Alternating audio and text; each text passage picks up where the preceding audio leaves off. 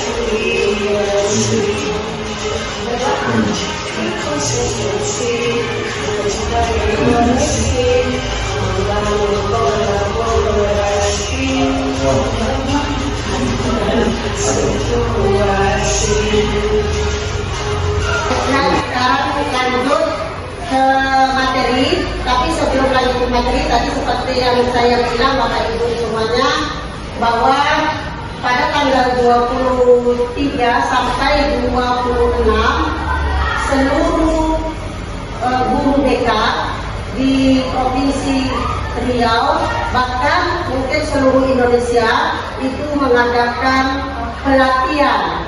Jadi pelatihan kami itu selama 4 hari.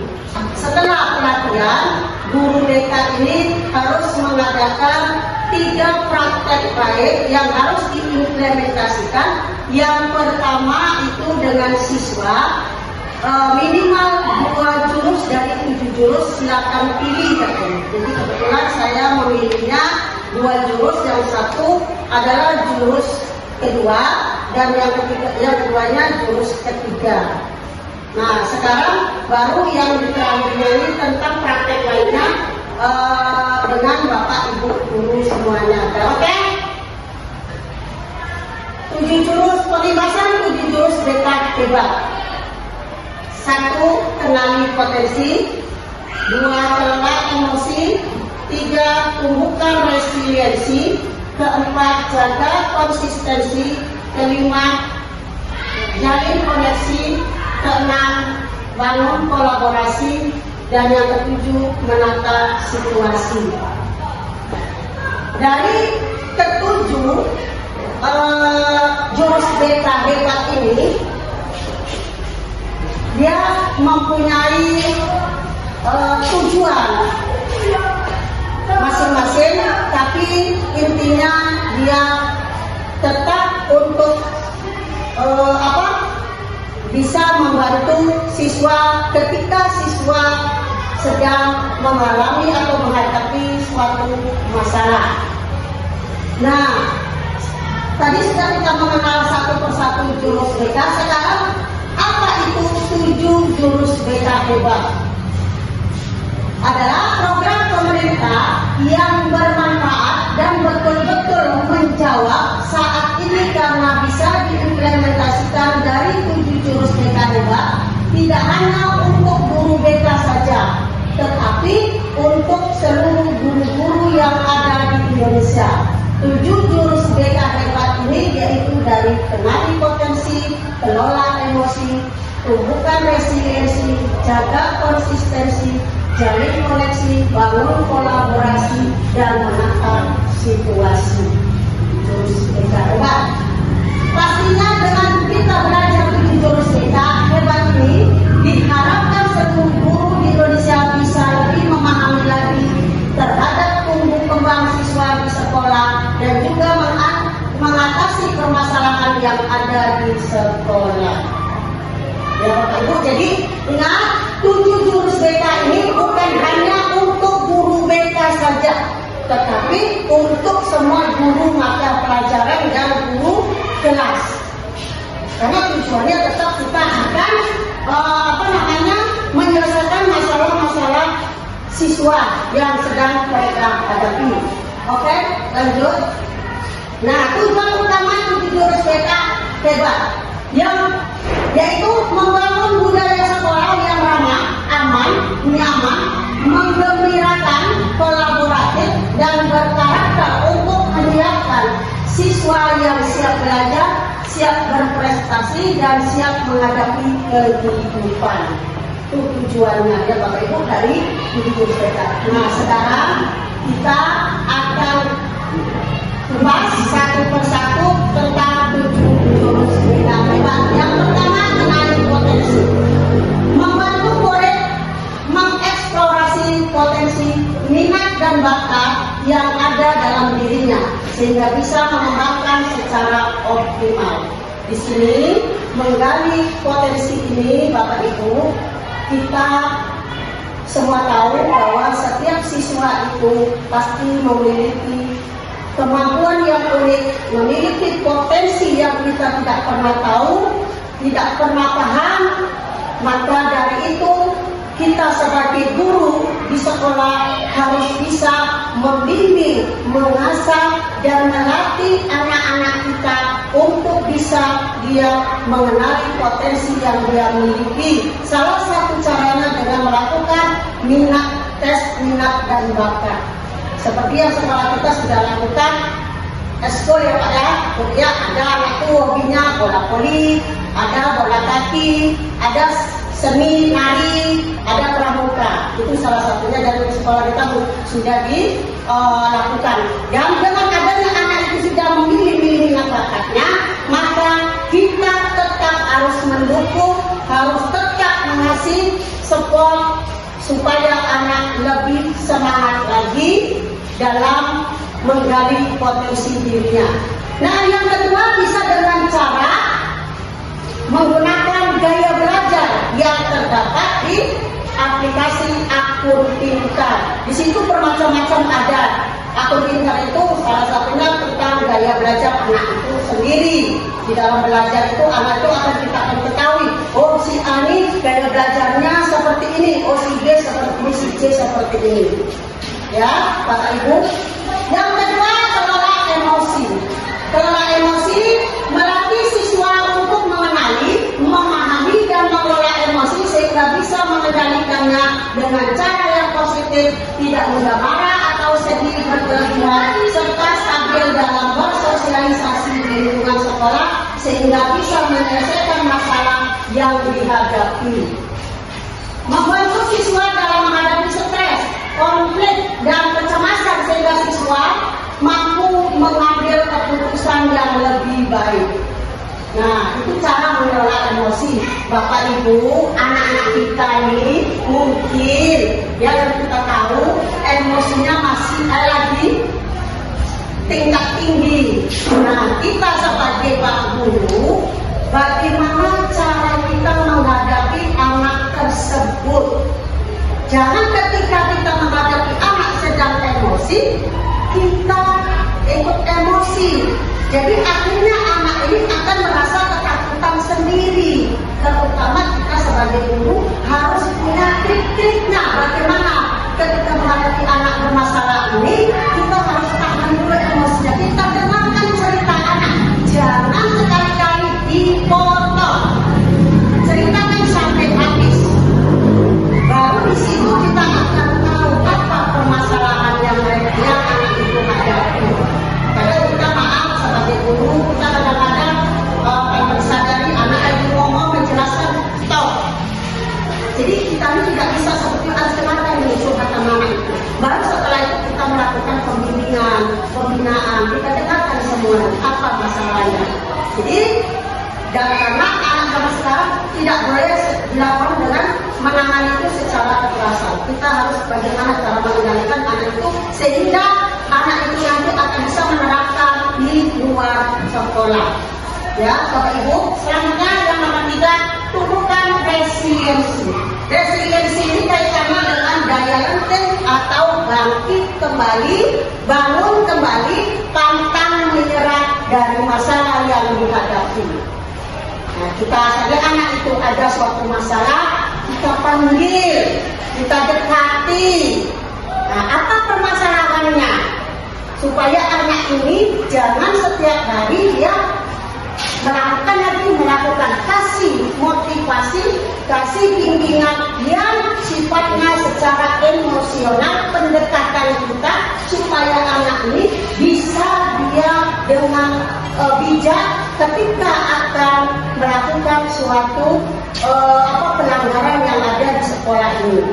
Jadi pada proses belajar dan perkembangan anak akan menghadapi berbagai macam tantangan, gagal menyelesaikan tugas ini membuat pelajaran ya, kalah dalam permainan atau mendapat hasil yang tidak sesuai harapan.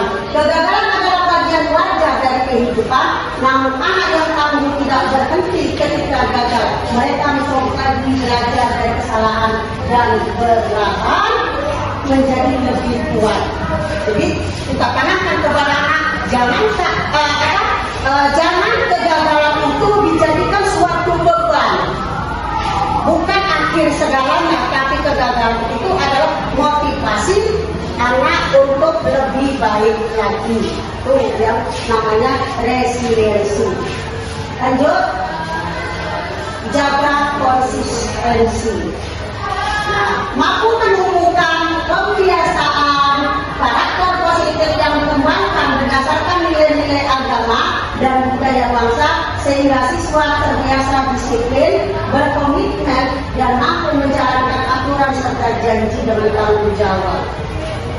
Ini komitmen ini, konsistensi ini sama dengan komitmen janji seorang siswa. Bagaimana anak ini supaya punya komitmen? Bagaimana anak ini supaya berjanji dan mau bertanggung jawab dengan apa yang dia lakukan di sekolah ini?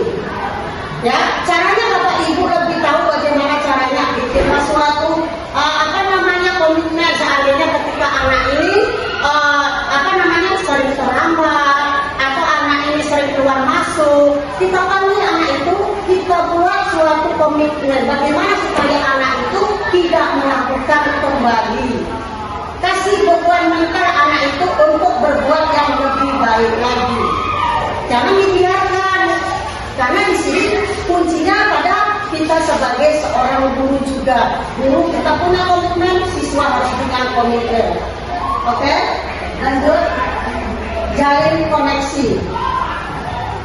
Yang terus kelima, yaitu menjalin koneksi dan melakukan komunikasi empatik dalam upaya memberikan dukungan awal kepada peserta didik sesuai dengan kebutuhan psikososial.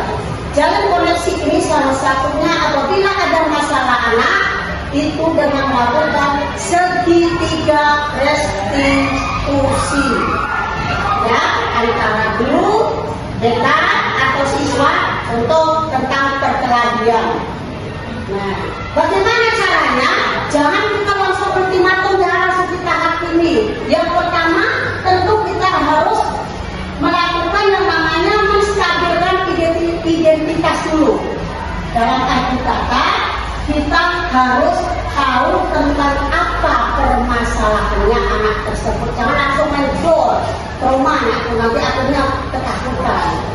Ya, jadi Bapak Ibu kalau ada anak berkelahi, kita panggil, itu yang namanya segitiga restitusi, yaitu dilakukan oleh tiga unsur. Ada guru di situ, ada murid, minimal lebih dari satu. Yang kedua, validasi tindakan salah. Nah, di mana kita anak ini harus mengakui, harus berbicara jujur. Kenapa kamu melakukan seperti ini? Nah, jadi dalam melakukan segitiga restitusi ini, kita sebagai guru harus ada rasa empati dulu. Jangan langsung emosi, kasihan anak. Sekarang semakin literasi anak semakin tidak bisa. Sebentar anak ini ibaratnya pendekatannya, caranya itu kayak dia namanya, kita kalau melakukan anak-anak itu pendekatannya harus bagaimana gitu ya, supaya anaknya bisa luluh dan lunak. Kalau anak keras dia tidak akan bisa. Nah, teman-teman, mungkin dengan cara pendekatannya ya. Nah, itulah ini langsung Pak. Ya. Selanjutnya harus menanyakan keyakinan. Setelah kejadian atau setelah melakukan segitiga restitusi, harus kita tanamkan pada anak bahwa apa yang dilakukan anak tersebut itu adalah salah. Maka untuk kedepannya yakinkan anak tersebut supaya tidak melakukan kembali. Itu yang namanya jalin koneksi. Yang keenam, bangun kolaborasi. Mampu membangun kolaborasi antara keluarga, sekolah, masyarakat, dan media serta berbagai pihak dalam melaksanakan proses bimbingan karakter dan pengembangan potensi murid secara maksimal. Kolaborasi ini Bu, Pak, salah satunya mungkin kita sudah pernah melakukannya, yaitu bukan hanya dengan guru BK, dengan guru mata pelajaran, dengan kepala sekolah, tetapi harus juga dengan orang tua. Karena kenapa? Tumbuh kembangnya anak itu harus kita sama-sama mengetahui, harus sama-sama bekerja sama untuk menjadikan siswa-siswi tersebut menjadi anak yang lebih hebat lagi. Jadi jangan diabaikan ketika suatu anak ini sedang bermasalah. Kita gali terus, apa permasalahan anak tersebut. Kita panggil orang tuanya, ada step-stepnya Pak. Kalau kolaborasi ini jangan langsung anak bermasalah panggil orang tua. Tidak ada tingkatannya, karena tingkat kesalahan anak ini ada yang tingkat kesalahannya mungkin biasa saja, ada yang sedang, ada yang mungkin lebih parah. Nggak ada tingkatannya. Jadi jangan langsung main panggil orang tua, harus ada tingkatan. Itulah tugas kita sebagai guru di sekolah. Yang ketujuh, menata situasi. Guru ketujuhnya menata situasi, mampu menciptakan lingkungan belajar di sekolah yang aman, nyaman, menggembirakan, dan kondusif, serta menyesuaikan diri dengan kondisi yang dihadapi. Jadi harus sesuai. Bagaimana kita mau nyaman di dalam sekolah kalau dalam lingkungan kita tidak memadai. disesuaikan. Jadi dalam kita pas waktunya mau belajar masih bersih. Jadi harus yang namanya kita ini melihat situasi yang tujuannya untuk menghasilkan pembelajaran yang nyaman dan menyenangkan, seperti tentang kurikulum saat ini. Utamanya adalah pembelajarannya tentang menyenangkan, menggembirakan, yang terakhir bermakna. Ya, Bapak Ibu, jangan kalau bisa dirubah, jangan biasa tentang mencatat terus. Harus dibikin suatu makna anak itu tersebut, walaupun bisa dari sebuah kertas. Saya sendiri sudah mencoba bahwa kertas kosong ini saya ingatkan sama anak ini tujuannya apa, anak belum tahu. Setelah saya ginikan, saya dengan berbicara saya, kamu jelek, kamu jahat, kamu bandel, kamu ini. Akhirnya kertas ini menjadi tidak utuh lagi, itu salah satunya. Maka disitulah anak ini akan paham, oh bahwa membuli ini, orang yang kita bully akan sakitnya sama seperti kertas yang sudah kusut. Itu salah satu cara bisa seperti itu, masih banyak lagi yang lain.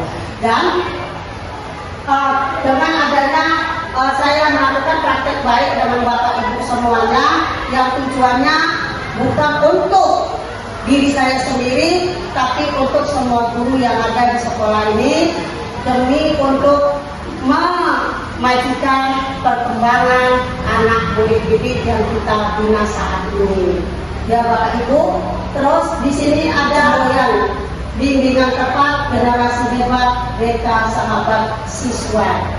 Nah, inilah materi tentang praktek baik yang saya sampaikan, hasil dari pelatihan yang diadakan tanggal 23 sampai tanggal 26 September kemarin. Dan di sini saya tambahkan, saya sudah melakukan di kelas 81 itu ambil praktek, pengambilan praktek baiknya video, yaitu tentang dari 7 jurus. Yang pertama dengan judul kelola emosi, yang menggunakan gambar-gambar ekspresi wajah, bagaimana anak itu ketika sedang emosi, apa ekspresinya dan bagaimana perasaan dan bagaimana pengalamannya, itu yang kita tanyakan. Yang kedua dengan tumbuhkan resiliensi, yaitu alat medianya saya gunakan dengan sebuah air minum yang ada di botol A2, anak suruh mengamati dulu air itu, setelah itu digoncang, suruh mengamati, setelah itu diletakkan kembali, setelah itu baru anak itu akan tahu bahwa goncangan itu adalah sama seperti suatu masalah bagi siswa. Bagaimana anak itu respon untuk dikaitkan antara air minum yang botol setelah digoncang dengan diri anak itu tersebut. Karena itu baru bisa menjawab dari pengamatan tersebut. Dan yang ada kemarin juga saya lakukan, saya coba di kelas 91 tentang tentang tumbuhkan resiliensi juga, membuat sebuah menara dari kertas. Makanya maaf ya Pak Saiful, kalau kertasnya habis di sekolah adalah saya praktik banyak yang berkertas, jadi bikin menara, saya apakan, saya potong jadi 3, saya bikin anak disuruh jadi bikin menara bagi perkelompok. Di situ anak itu akan memahami begitu susahnya anak membangun sebuah menara. Nah, begitu pula dengan hidup, kita tidak boleh pantang menyerah.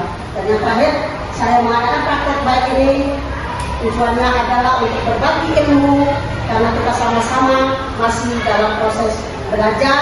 Saya sebagai guru BK juga belajar. Begitu pula dengan Bapak Ibu guru, sama-sama kita dalam belajar. Terima kasih atas partisipasinya. Lebih dan kurang saya akhiri. Wassalamualaikum warahmatullahi wabarakatuh.